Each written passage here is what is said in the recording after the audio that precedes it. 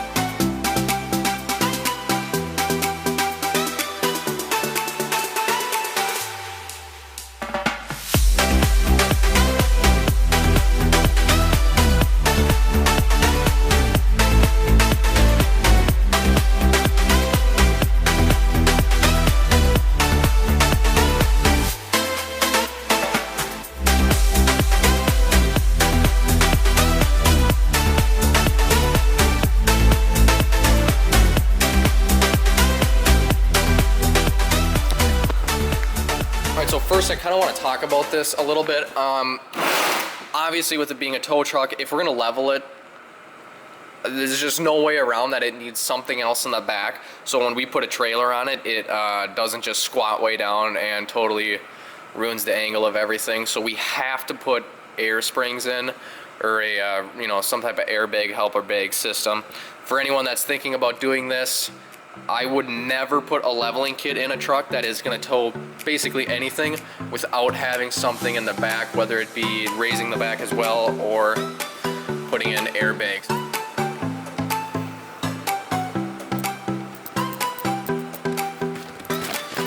So I believe I got this kit from, or I got it from Stage 3 Motorsports, and it was actually the cheapest kit I could find online. It was cheaper than what I found on eBay, which was kind of surprising considering it was coming from a place as such. So we shall see what they all include in here. Okay, a box inside a box. So yeah, it looks like we've got the track bar relocation bracket. These are the shock extender things here. Brake line relocation brackets. Obviously the spacer. New bump stops. I believe longer bump stops. I would imagine they would make them longer for a lift kit. And then looks like some type of spacer that might go on the top or bottom of this. Not exactly sure. So it says steel front coil spacers with sound isolators. That's probably what these are, sound isolators. Shock extension brackets. Don't need those at all. Bump stop extension brackets. Even if these shocks aren't the 2-inch ones, but I'm pretty sure we did order them, I'm gonna just get new shocks. I'm not running those on this at all. That just seems really dumb, and it seems like putting a weak point in the system. I'm just not doing that. We're gonna get new shocks if it's the case. Track bar relocation bracket. Anytime you go with a lift this size, even any type of lift at all, I would recommend getting a track bar relocation bracket to anybody doing this. It's going to help correct some of the geometry of your front end. You just need to do it, period. I would never get a system or a kit without that. So that's why we went with this kit, because it seemed the most complete. Sway bar, drop brackets. Maybe that's this thing here. I'm not sure what that is. Carrier bearing spacer. I don't know, maybe not everything's pictured here. I'm not sure what exactly we're looking at. We'll get into it and start figuring it out from there though.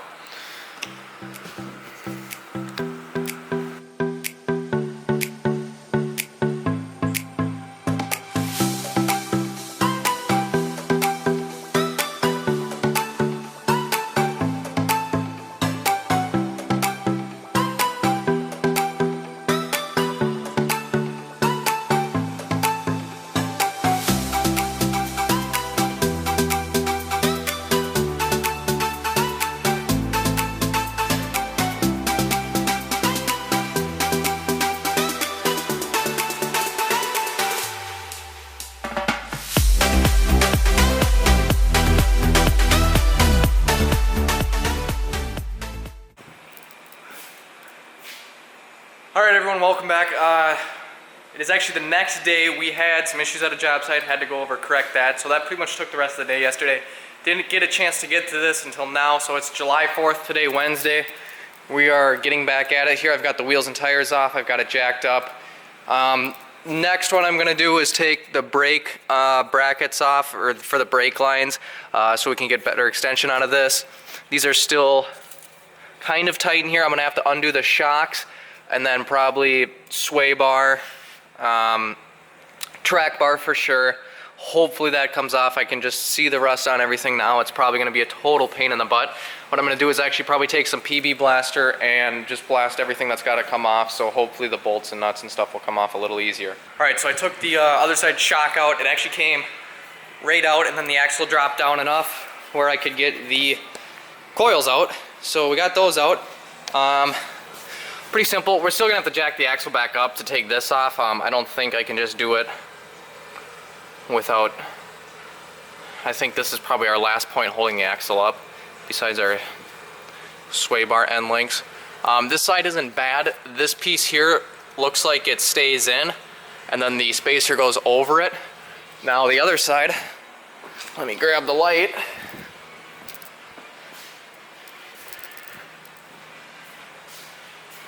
The other side here, however, you can see is very much so rusted out, falling apart, and I mean it's still sturdy, but it's definitely not what it should be.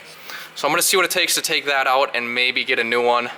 A lot of this is just a really thick coat of bed liner that's on here. So that's just bed liner with a little bit of rust on the backside. But I'm gonna see if it's too difficult to take this out. I don't know if it's just all part of this piece here. It kind of looks like it is. I don't see any bolts on the top side, and I don't feel any bolts on the top side. So we'll see what it takes to get that out.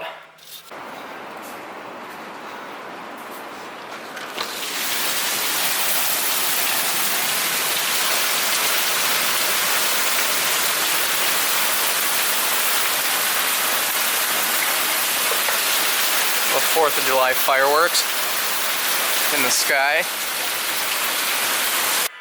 Alright guys, so quick update. We got the track bar bracket off, as you can see here. It actually came out pretty easily.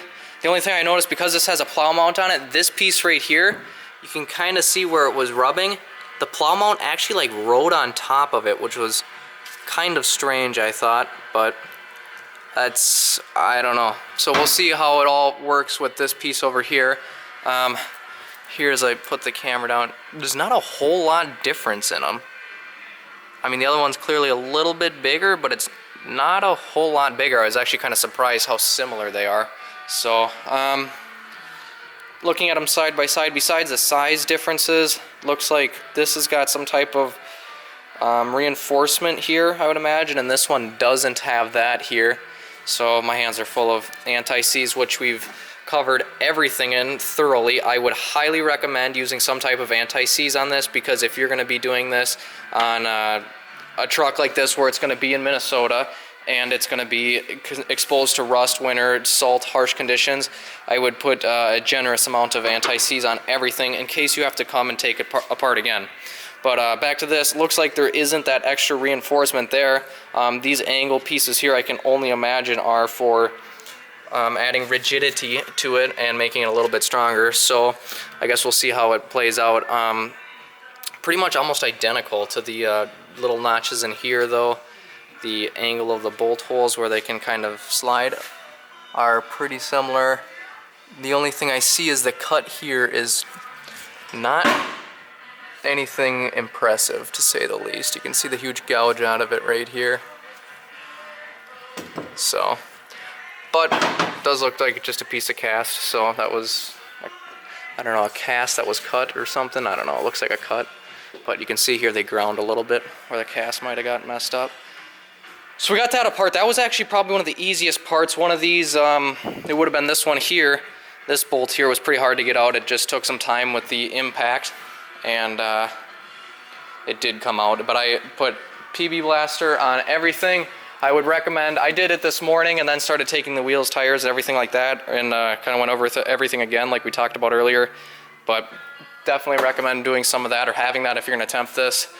The other thing is, which our next issue is this whole piece here that is supposed to stick down like the other side. I'll show you.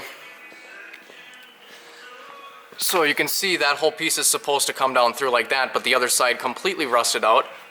It doesn't look like it's actually that thick of metal. So my idea is, because this hole up here is 3 inches around the outside, and then the piece on the leveling kit, or no, the piece on the leveling kit is 3 inches. The hole that it has to go into is 3.5. We're gonna find a 3.5 piece of metal. I'm gonna rest it up in here, just you know, not even an inch or so thick. But we're gonna put that in there, and then we're gonna sleeve the 3-inch piece over it, weld those two together, and then weld that onto here. Because I would imagine there's not a whole lot of sideways force on it. It's just kind of a extra precautionary thing that obviously needs to be in there, but I don't think we need to go and buy the new piece, not to mention it was tack welded in, and it's a pain in the butt to get out any more than it already is. I'm gonna probably clean it up with the grinder a bit and clean up this a little better with the grinder so we can get a little better weld on there. And yeah, other than that, I think that's gonna be our best bet for there. It's just welding a piece in. That's what we're gonna have to do. I do have the track bar down now, so what we could do, I guess, is test the other side, see if we have to take anything else apart, or if we can start to put everything back together at this point. It's looking pretty promising that we might be able to just put everything back together. I'm gonna put the track bar bracket on, and then see if I can fit the spacer and coil in on this side. If not, we'll probably have to start with sway bar end links and then tie rods after that. Probably the one up at the pitman arm, and then it'll all just fall down. So, should be pretty simple, I hope. That's the plan anyways.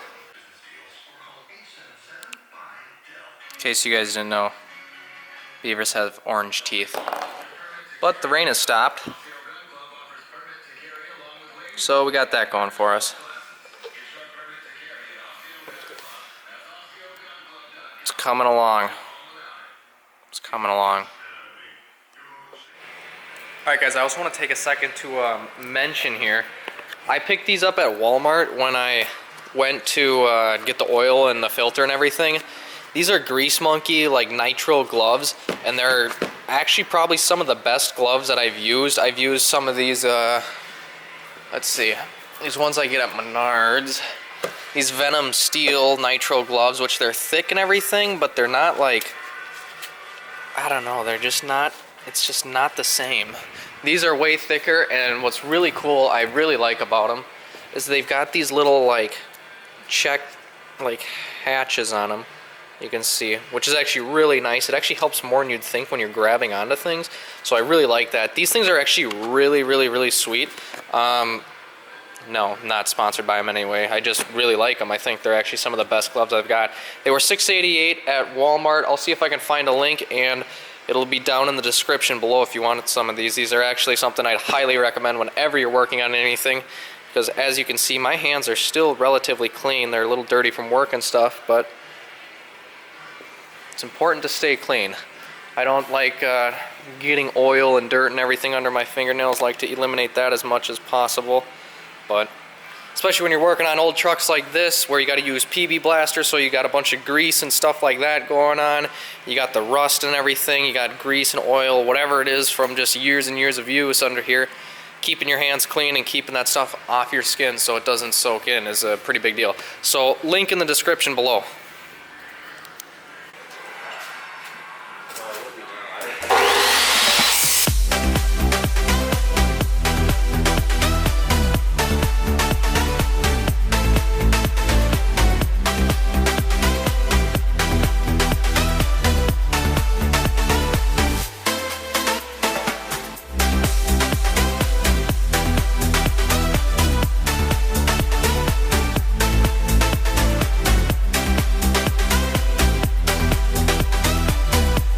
This one in. What we had to do was jack everything up. I let the spring compress as much as it could with the axle jacked up, and then we put the spring compressors on it. just so we didn't have to twist the spring compressors that far. Tightened them down a little bit more. Took the sway bar link on this side out, and then we had to just compress them down or whatever, and then everything kind of slid in. So once we took the sway bar link on this side out, it all went right in. Also got the track bar relocation bracket put in, all squared away. That's tight, torqued to spec, kind of. So should be all ready to go. We just got to button up. We got to do brake line brackets, readjustment brackets, and then there's a few other pieces. Oh, bump stop extensions. Probably should have done that before that was put in there, but wasn't thinking about it at the time. So we'll get that stuff done. Once we got this welded over here, it'll be smooth sailing.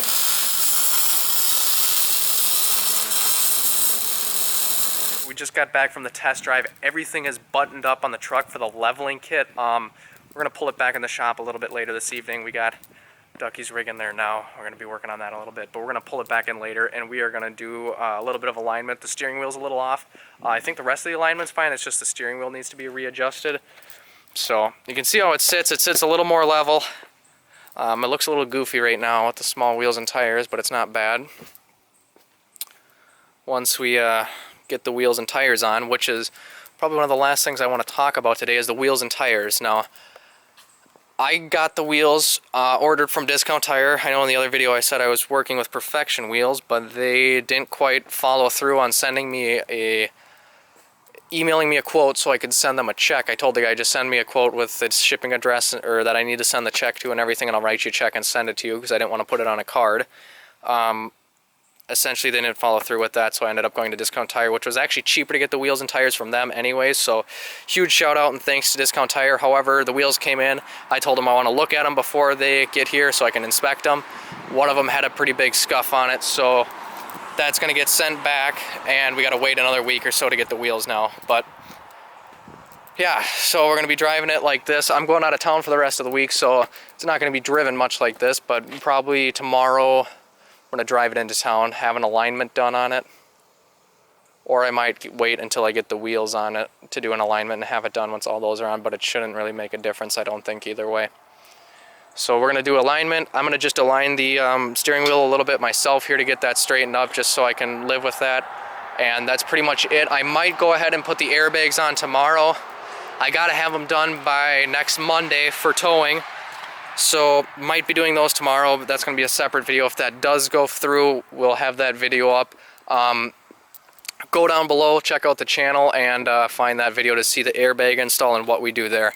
So that's about it for this video, guys. As always, thanks for watching. Hit that like and subscribe button if you want to see more of these videos and see what happens to the rest of this truck.